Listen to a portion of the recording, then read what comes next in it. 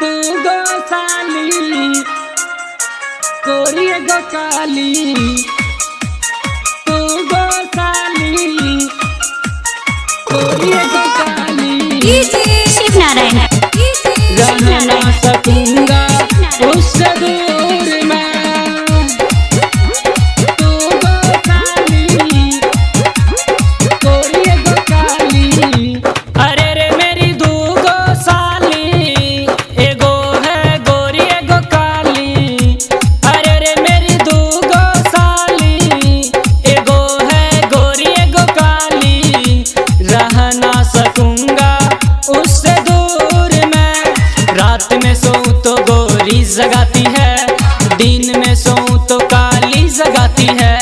बीबी देख के मुझको रोज डांटती है, सब काम छोड़ के मेरे पीछे भागती है। अरे रे मेरी दो गोसाली, एगो है गोरी एगो काली।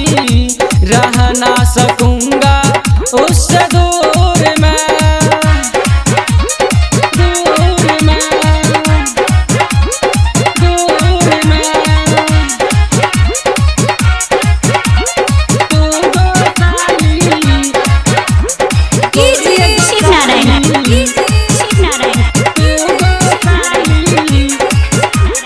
गोरी एगो काली। दूर मैं ससुराल जाऊं तो ससुर माने है, सास चुपचाप मुझे पैसा देवे है। साला देख के मुझसे रोज जले है, शाम सुबह रोज मिले साली आबे है। अरे रे मेरी दू गोसाली, एगो है गोरी एगो काली।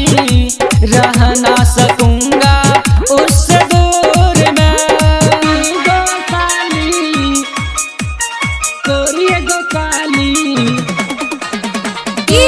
शिव नारायण शिव नारायण गोरी एगो काली।